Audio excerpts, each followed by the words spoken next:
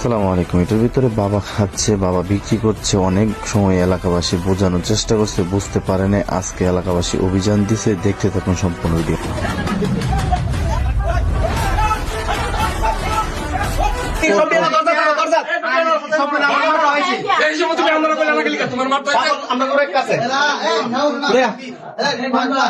আমরা অনেক চেষ্টা করতেছিলাম ওর রুমে যাওয়ার জন্য, ওর সাথে কথা বলার জন্য। ওকে আমরা কোনোভাবেই ধরতে পারতেছিলাম না। ও এই রুম থেকে ওই রুমে যায়, ওই রুম থেকে ওই রুমে যায়, কিভাবে যে যাচ্ছে কিভাবে যে আসছে এটাই আমরা বুঝতেছিলাম না। তো আমরা অবশেষ ওর আস্তানার ভিতরে ঢুকতে পারি।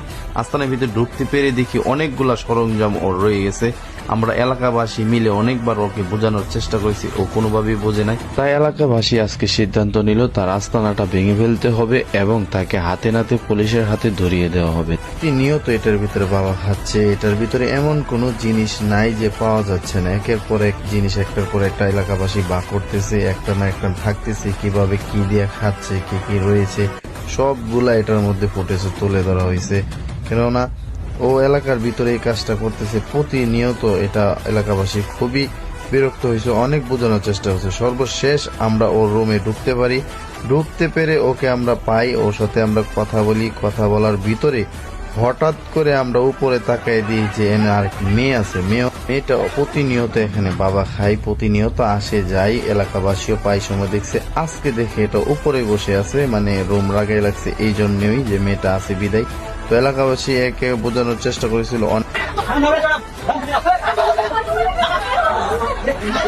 এটা নেশা করে প্রতিনিয়ত আসে যায়, এলাকাবাসী বোঝানোর চেষ্টা করেছে, কোনোভাবেই বুঝে নাই। তো যে বিক্রি করে, যে নেশা করে, এরও বোঝানো হয়েছে, বুঝে নাই। ওর ঘর ভেঙে ফেলা হচ্ছে, কেননা এ যাতে এটার ভিতরে আর না খেতে পারে। মেয়েটাকে উপর থেকে নামিয়ে ওকে জিজ্ঞাসাবাদ করতেছিলাম, তুই কি করছ এখানে? তো নানান কথা বলতেছিল।